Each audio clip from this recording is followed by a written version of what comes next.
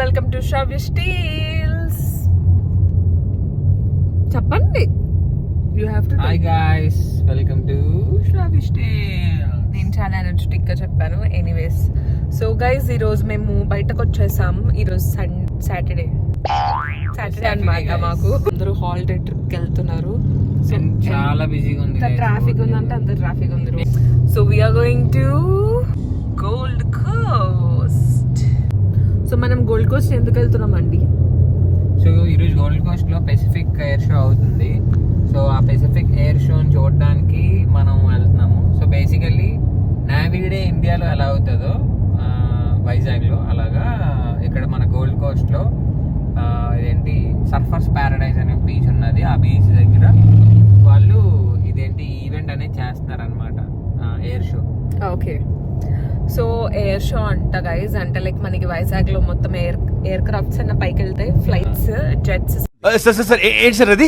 Flights, jets something వచ్చి మొత్తం air show చేస్తారు కదా నావిడే రోజు. సో అలానే జరుగుతుంది అంటే ఇక్కడ కూడా.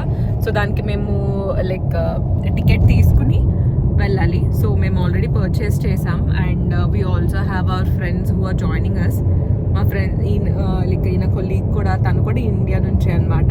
సో వాళ్ళు కూడా జాయిన్ అవుతున్నారు. వాళ్ళు ఆల్రెడీ వెళ్ళిపోయారంట. పార్కింగ్ గురించి వెతుకుతూ ఉన్నారంట. బికాజ్ ఒకసారి ట్రాఫిక్ చూడండి. అంటే లైక్ ఇక్కడ బ్రిస్బెన్ లో ఇంత ట్రాఫిక్ ఉండదు. కాకపోతే ఈరోజు సాటర్డే కదా, అందుకని అనమాట. అండ్ ఎండ్ అంటే వీళ్ళకి చాలా ఇష్టం. ఎండ్ ఇష్టం కాబట్టి బయటకు వచ్చేసారు ఎండగా ఉందని. సో నేను మీకు సరిగ్గా చూపించలేదు. మేబీ నేను చూపించినప్పుడు అంత ట్రాఫిక్ లేకపోయి ఉండొచ్చు, కానీ too much of traffic guys. So anyways, అది మేము అక్కడికి వెళ్ళి లైక్ అది ఎలా ఉంటుందో నాకు కూడా కొత్త. నేను కూడా ఫస్ట్ టైం కదా చూస్తున్నాను. సో నేను అవి రికార్డ్ చేసి లైక్ మన ఛానల్లో పెడతాను, మీరు కూడా చూడండి. లైక్ నాకు తెలిసి అంత స్పెషల్గా మరి ఏం చేస్తారో తెలీదు. అండ్ నేను వైజాగ్లో ఎప్పుడూ చూడలేదు. ఇప్పుడు ట్రావెల్ చేసి దూరంగా ఒక 1 hour ట్రావెల్. ఈ 1 hour ట్రావెల్ చేసి మేము గోల్డ్ కోస్ట్కి వెళ్తున్నాం. మేము చాలాసార్లు గోల్డ్ కోస్ట్కి వెళ్ళాము. ఆ వీడియోస్ తీసి పెడదాము అని అనుకున్నాం, కానీ ప్రతిదీ ఎడిటింగ్కి చాలా టైం పడుతుంది. అండ్ అలానే స్కిప్ చేసేస్తున్నాం మ్యాక్సిమం వీడియోస్. సో నాతో పాటు మీరు కూడా ఎక్స్ప్లోర్ చేయదురు కానీ రండి. గైస్, గోల్డ్ కోస్ట్ అనేది ఆస్ట్రేలియాలో one of the popular destination అనమాట. ఎవరైనా టూరిస్టులు వస్తే ఖచ్చితంగా ఇది లైక్ విజిట్ చేసి వెళ్తారు. ఎందుకంటే గోల్డ్ కోస్ట్లో చాలా లొకేషన్స్ ఉన్నాయి. మోస్ట్లీ ఇదంతా పసిఫిక్ ఓషన్. అండ్ మనం ఇది వరకు వీడియోస్లో పెట్టాం కదా స్కై పాయింట్ వ్యూ అని చెప్పి, ఆ పైకి వెళ్ళి అవన్నీ చూడడము, అంటే లైక్ ఆ లొకేషన్స్ అన్నీ చాలా బాగుంటాయి అన్నమాట. ఇక్కడ మీరు వీక్ డేస్లో విజిట్ చేస్తే ఈ ప్లేస్ చాలా కామ్ అండ్ సూదింగ్గా ఉంటుంది. వేరే వీకెండ్స్లో క్వైట్ ఆపోజిట్ ఉంటుంది. ఎందుకంటే వీక్ డేస్లో అంత మచ్ క్రౌడ్ ఉండరు, అపార్ట్ ఫ్రమ్ టూరిస్టులు తప్ప ఎవరు ఉండరు. సో ఇప్పుడు మనం వీకెండ్లో ఉన్నామన్నమాట. అంటే ఈరోజు సాటర్డే అని చెప్పాను కదా, ఇందాక మెన్షన్ చేశాను. సో సాటర్డే ఇలా ఉంటుందన్నమాట. మనిషికి కూడా ప్లేస్ ఉండదు వెళ్ళడానికి.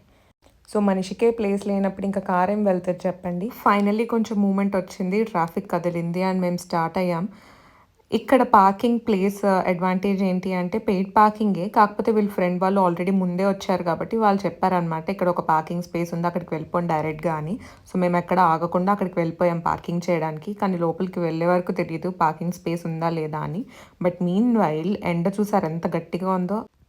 ఆఫ్టర్నూన్ టైంలో ఇంత ఎండలో మేము బీచ్కి వెళ్తున్నామంటే ఆలోచించండి మా పరిస్థితి ఏమవుతుందో. ఎనీవేస్, పార్కింగ్కి లోపలికి వచ్చాము.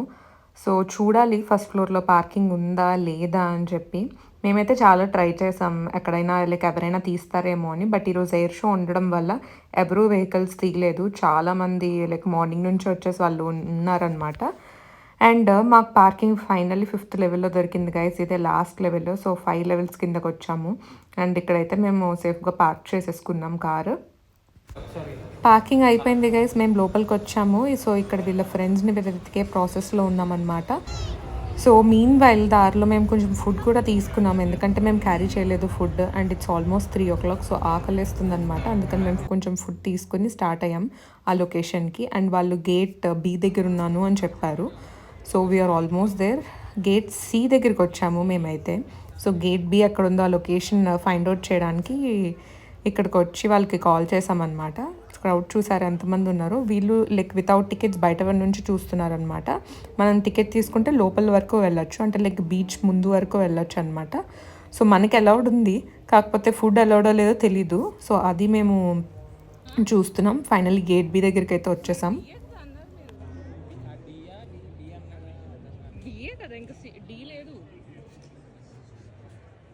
సో మేము ఏదైతే అనుకున్నామో అదే జరిగింది. ఫుడ్ అలౌడ్ లేదు అని అన్నారు. సో బయట కూర్చునే తిన్నాము. సో ఇక్కడ కొంచెం టైం వేస్ట్ అయింది, బికాజ్ మేము వచ్చిందే చాలా లేట్గా వచ్చాం కదా. But anyways hoping for the best.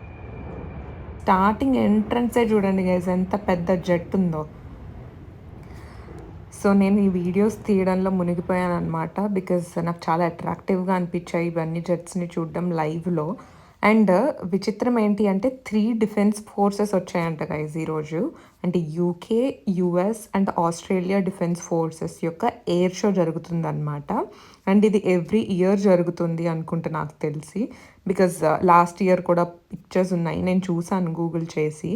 And more over ఏంటి అంటే ఈ ఇయర్ 3 కంట్రీస్ యొక్క ఎయిర్ ఫోర్సెస్ రావడం ఇస్ ద స్పెషాలిటీ. అండ్ ఈ 3 డిఫెన్స్ ఫోర్సెస్ ఏవైతే ఉన్నాయో కొన్ని ఆస్ట్రేలియన్ గైడ్ లైన్స్ వల్ల అన్ని ఫీట్స్ చేయలేదన్నమాట. ఎందుకంటే Australian guide lines and US guide lines different ఉన్నాయంట. యుఎస్ వాళ్ళకి సర్టెన్ రీచ్ ఉంటుంది కదా, అంటే లైక్ ఇంత హైట్ వెళ్ళొచ్చు, అబవ్ సీ లెవెల్ ఇంతలోనే ఉండాలి, మెయింటైన్ చేయాలి అని కొన్ని రెస్ట్రిక్షన్స్ పెట్టారంట ఆస్ట్రేలియన్ వాళ్ళు.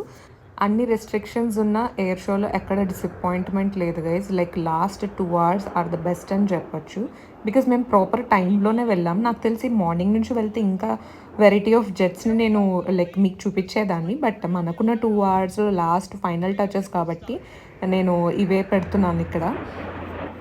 ప్రతి జెట్కి ఉన్న పైలట్స్ వచ్చేసి అబౌట్ 20 years ఆఫ్ ఎక్స్పీరియన్స్ అంట.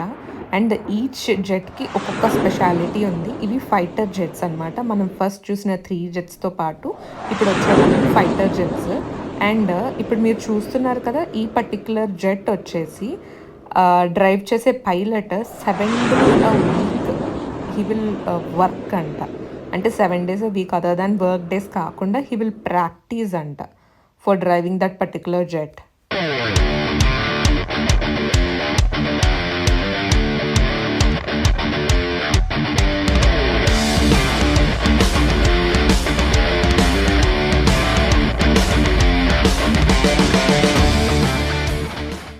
గైజ్ మీన్ వేళ ఇక్కడ క్రౌడ్ చూస్తున్నారు కదా, ఈ క్రౌడ్లో మేము కూడా ఒకటే. కాకపోతే మాకు వచ్చి రాగానే బయట తిన్నాము. అండ్ ఇక్కడ వీళ్ళ ఫ్రెండ్స్ వాళ్ళు కొంచెం ఫ్రూట్స్ ఆఫర్ చేశారు, సో అవి కూడా షేర్ చేసుకున్నాం. And here comes the most interesting thing of the show ఏంటి అంటే ఒక వింటేజ్ ఫ్లైట్ జెట్ అనమాట. అంటే లైక్ 90s కన్నా ముందు ఉండే ఒక ఫ్లైట్ జెట్ని, ఆ వింటేజ్ జెట్ని రీమోడల్ చేసి దాన్ని తీసుకొచ్చారు గైస్, లైక్ లిటరల్లీ ఈ షోకి. And you must watch this.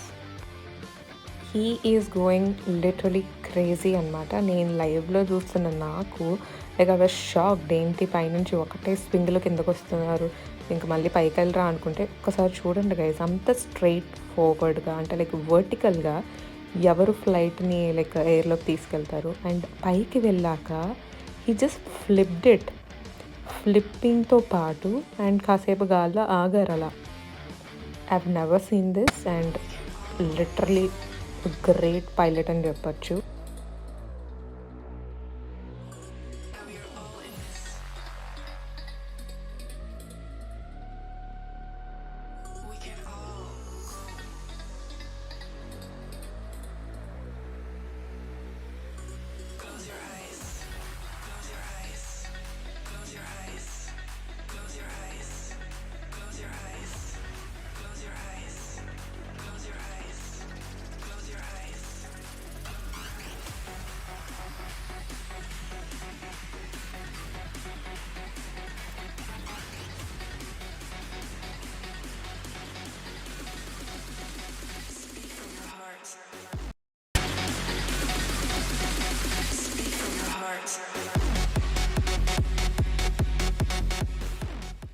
Guys ఒక పర్టికులర్ హైట్ రీచ్ అయిన తర్వాత he turned of his engine and engine of చేసి పైన వర్టికల్గా ఫ్లైట్ని కాసేపు ఆపారు గైజ్ ఒక సర్టెన్ పీక్ పాయింట్లో.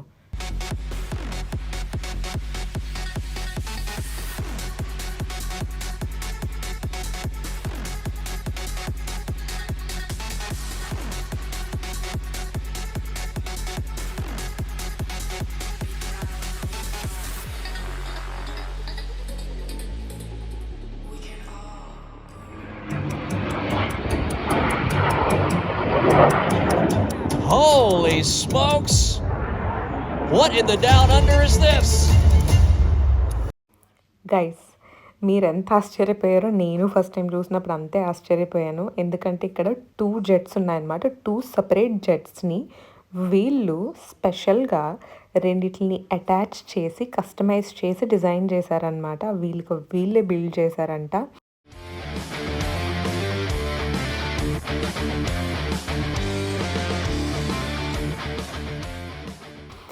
దిస్ ఈజ్ మ్యాడ్నెస్ అనమాట గైస్. అసలు ఆ బ్లూ కలర్ ప్లేన్లో పైలట్ ఉన్నారా లేకపోతే రెడ్ కలర్ ప్లేన్లో పైలట్ ఉన్నారా అనేది మనకి తెలీదు. ఇందులో అయితే ఒకరే పైలట్ ఉన్నారంట. సో నాకు చాలా కన్ఫ్యూజ్ అయింది ఆ టైంలో. ఎక్కడ బ్లూ కలర్ దాంట్లో ఉన్నారా రెడ్ కలర్ దాంట్లో ఉన్నారా అని తెలియలేదు. సో మీరేం గెస్ట్ చేస్తున్నారు కమెంట్ చేయండి. బ్లూ కలర్ ఫ్లైట్లో ఉన్నారా రెడ్ కలర్ ఫ్లైట్లో ఉన్నారా అని చెప్పి.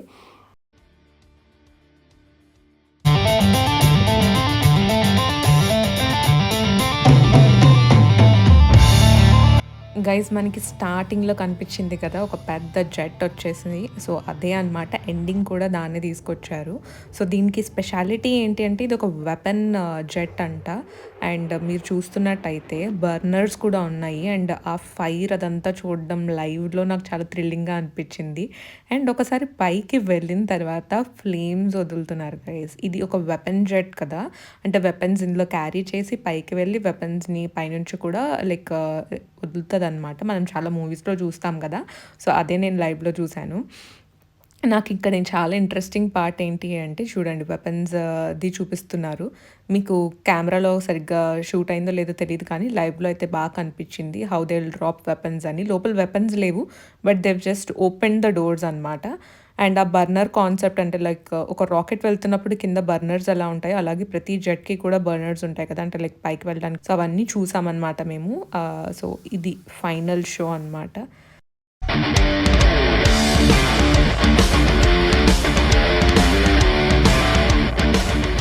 సో అది ఎండింగ్ గైజ్. మనం అయితే ఎండింగ్కి వచ్చాం. ఇంకా టువర్డ్స్ పార్కింగ్ నడవాల్సిందే ఇప్పుడు, బికాజ్ ఇంత క్రౌడ్ నుంచి వెళ్ళాలంటే.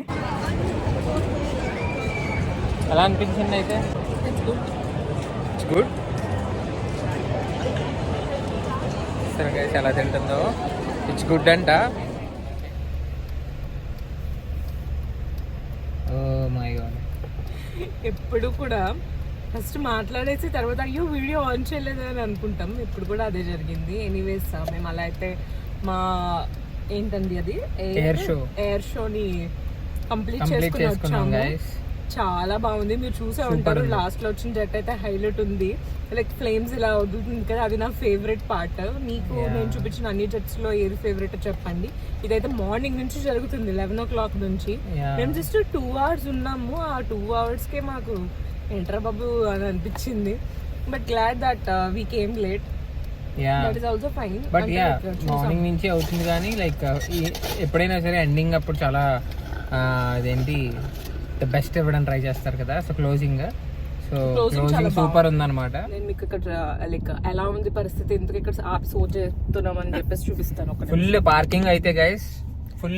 మేము ఇక్కడ ఆపి ఎందుకు సోది చెప్తున్నామో మీకు చూపిస్తాం చూడండి. ఇదనమాట లెవెల్ 5లో ఉన్నాము. పార్కింగ్ లో లాస్ట్ అంటే ఇంకా మొత్తం కింద ఉన్న ఫ్లోర్ అనమాట ఇది. అండ్ లాస్ట్ ఫ్లోర్ లో ఎంత ఇది ఉంది, అందుకని మేము ఇక్కడ ఆగిపోయాం అనమాట పైకి వెళ్ళకుండా. మా వెనకాల కూడా ఇంకా చాలా మంది. సో గైస్ 5 floors పైకి వెళ్ళాలి. అండ్ అక్కడ నుంచి 1.5 hours డ్రైవ్ చేసి బ్రిస్బెన్ వెళ్ళాలి గోల్డ్ కోస్ట్ నుంచి. Oh my God. So it's not easy అనమాట. ఇంకా నేను కాసేపు బీచ్ లో ఆడుకుంటాను అన్నాను, అవ్వదు ఇంకా పనులు ఉన్నాయి అవి ఇవి అని అన్నారు. So that's true. ఇప్పుడు స్టార్ట్ అవ్వకపోతే ఇంకా వెళ్ళం అనమాట.